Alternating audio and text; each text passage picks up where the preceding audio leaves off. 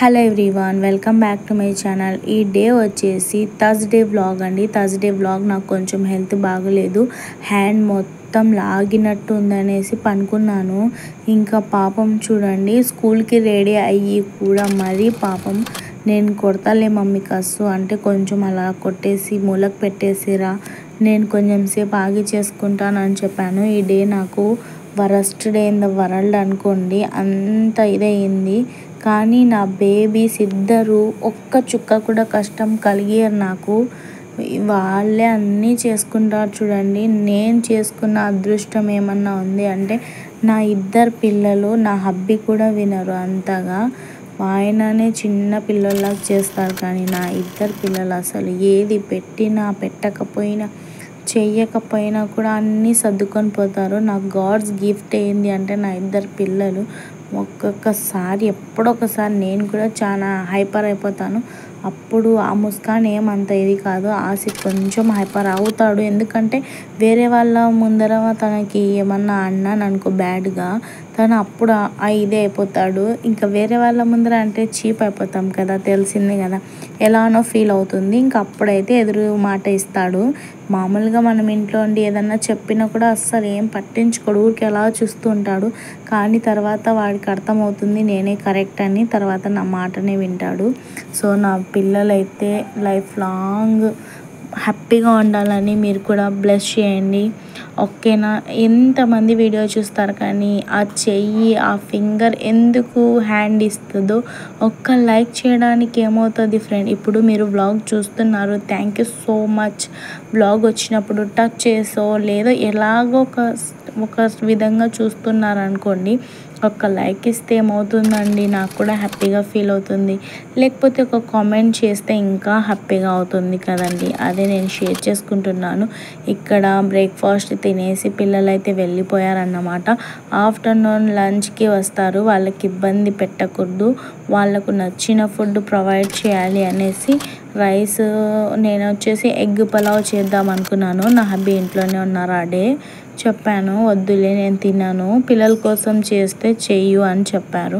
మళ్ళీ తినరు కదా నా పిల్లలు అస్సలు పచ్చడి అన్నం పెట్టినా కూడా తినేస్తారు, అంత మంచి పిల్లలు. నేను చెప్తున్నాను కదా, ఎన్నిసార్లు చెప్తుంది అని మీరు బ్యాడ్గా అనుకోకండి. ఈ మధ్య అసలు టీవీలో కానివ్వండి, ఈ సోషల్ మీడియాలో కానివ్వండి, అస్సలు ఆ ఇన్సిడెంట్స్ చూస్తుంటే నాకు నిజంగా మా అమ్మ మగపిల్లడు అయ్యి ఉంటే బాగుండు అనిపిస్తూ ఉంటుంది ఒక్కొక్కసారి. ఎందుకు అంటే ఆడపిల్లకి అసలు ఈ సెల్ఫ్ లేదు, ఏం లేదు, ఒక రక్షణ అనేది లేదు. నాకు స్కూల్కి పంపించాలన్నా కూడా చాలా భయం అవుతుంది. స్టడీ అంటే మనము అలా అని కాదు, ఏమో ఇప్పుడు మన ఊరు దగ్గర మన దగ్గరలోనే జరిగినప్పుడు అసలు నాకైతే దాని గురించి భయం అవుతుంది. మా అమ్మకి ఒకప్పుడు షార్ట్స్ టీషర్ట్స్ వేసేదాన్ని, ఇప్పుడు ఫుల్ కవర్ చేస్తున్నాను.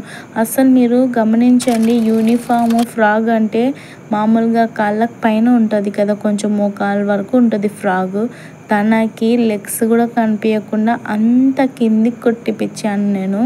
సో మీరే ఆలోచించండి, ఏది ఎప్పుడు ఎలా పరిస్థితులు ఎలా ఉంటాయో అనేసి నాకు చాలా భయం అవుతుంది. అందుకని ఇంకా ఒక్కొక్కసారి ఏమైందో ఏమో, నేను తొందరగానే వెళ్ళిపోతాను. మా బేబీకి మామూలుగా అడగాలి ఉంటాయి కదా, మీరు కూడా చెప్పండి మీ పిల్లలకి మంచిగా ఇలా ట్రీట్ చేస్తే, ఇలా గుడ్ టచ్ బ్యాడ్ టచ్ గురించి చెప్పండి. అది ఇది చాలా వింటున్నాం కదా, ఏదన్నా అడగాలన్నా నాకు షివర్ వస్తుంది. ఇది మీతో షేర్ చేసుకోవాలని ఎప్పటి నుంచో అనుకున్నాను. మీ పిల్లలకి కూడా సెక్యూర్గా ఉండండి, ఒకప్పుడు రాకపోతే మీరు వెళ్ళి ఒకసారి చెక్అవుట్ చేసి రండి. తప్పకుండా పిల్లలని అయితే కేర్ తీసుకోండి. బయటికి పంపించాలన్నా కూడా బయటికి వెళ్ళి ఊరికి అట్లా పడితే ఇప్పుడు ఈ స్పాట్లో డెత్ అయిపోతున్నారు, అదొక భయము. పిల్లలకి సెక్యూరిటీ లేకుండా పోయింది నిజంగా. మొన్న మగపిల్లలు చేశారు, అది ఏమంటారు, ఏదో ఊర్లో రాయచూరు ఏదో ముచ్చుమరిలో 3 పిల్లలు.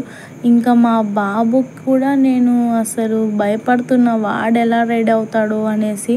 మొన్న ఒకసారి సెల్ తీసుకున్నాడు, కొట్టాను. తర్వాత పాపం అనిపిస్తుంది, వీళ్ళు చేసిన పనికి ఇప్పుడు ఆడపిల్లనంటే ఎంతో కనుక్కొని ఉండాలి. మగపిల్లలు కూడా అలాగే తయారయ్యారు. ఇంకా వాడు మళ్ళీ చెడుగా ఏమో ఎన్ని థాట్స్ అనుకున్నారు బ్రెయిన్లో నావి. మీతో షేర్ చేసుకుంటున్నాను, ఎవరు తప్పుగా తీసుకోవద్దు. ఇక్కడ అంట్లు వాష్ చేసేసి రైస్ కుక్కర్లో రైస్ ఒక పక్కకు పెట్టేసుకున్నాను. ఇక్కడ వచ్చేసి ఇంకా ఎలాగైనా నా పిల్లలకి ఎగ్ ఇవ్వాలి అనేసి ఇంకా ఎగ్ సాలన్ అయితే ప్రిపేర్ చేస్తున్నాను. ఆనియన్స్ కూడా వేస్తాను నేను, కాకపోతే ఇంకా వేరే కర్రీస్ కూడా 2-3 ఉన్నాయి. దాని కొరకు ఇంకా ఆనియన్స్ అవి ఏం వేయలేదు.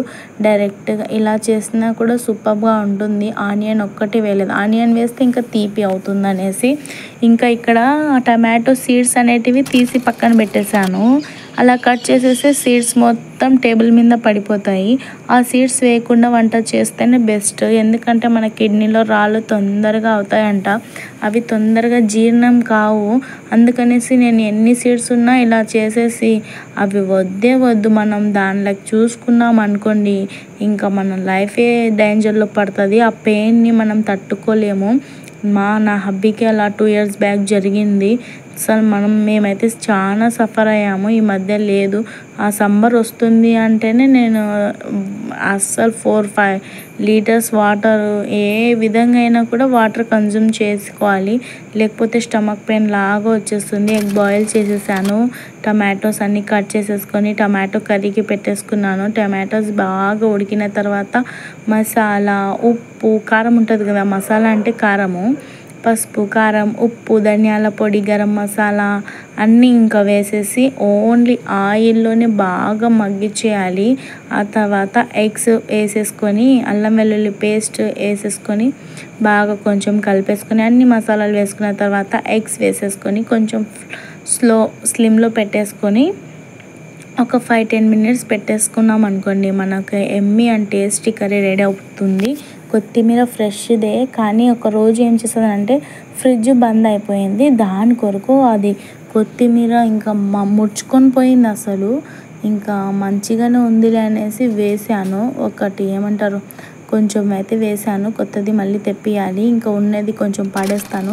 ఈ కర్రీ చూడండి, అసలు చూస్తుంటేనే నోరు ఊరిపోతుంది, అంత బాగుంది. టేస్ట్ కూడా సూపర్గా ఉంటుంది. మీరు ఎలా ట్రై చేస్తారు, ఎలా చేస్తారు, ఎక్కడి నుంచి చూస్తున్నారు, డైలీ చూస్తారా, ఈ డేనే చూసారా అనేది నాకు కామెంట్ సెక్షన్లో కామెంట్ చేయడం మర్చిపోవద్దు. నా ఛానల్లో వీడియోస్ అనేటివి చాలా వరకు అయితే ఉన్నాయి, వెళ్ళి ఒకసారి చెక్అవుట్ చేయండి. సబ్స్క్రైబ్ చేసుకుంటే మీ డబ్బులు ఏం పోవు, దయచేసి సబ్స్క్రైబ్ చేసుకోండి. లైక్ చేయడం మర్చిపోవద్దు. ఎన్నిసార్లు రిక్వెస్ట్ పెట్టినా కొంతమంది చేస్తారు, షార్ట్స్కి బాగానే వస్తాయి లైక్స్, కాకపోతే పెద్ద వీడియోకే నేను రిక్వెస్ట్ చేసుకుంటున్నాను.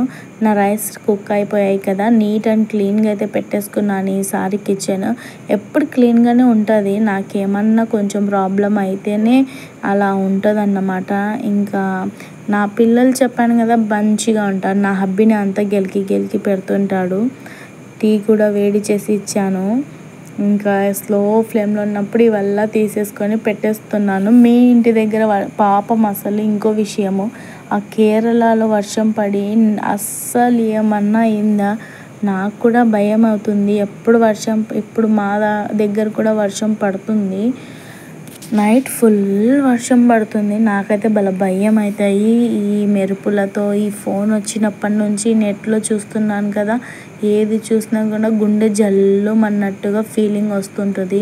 ఇంకా ఈ కర్రీ అయిపోయింది కదా, ఈ చాపర్స్ ఏవైతే నైఫ్స్ ఉంటాయో అవల్లా తీసేసి సీజర్స్ అవెల్లా ఉంటాయి కదా, ఒక పక్కకు వాష్ చేసేసుకొని పెట్టేసుకున్నాను. ఇవి వాష్ చేసిన అంట్లు మొత్తం ఇట్లా వేసేసుకున్నాను.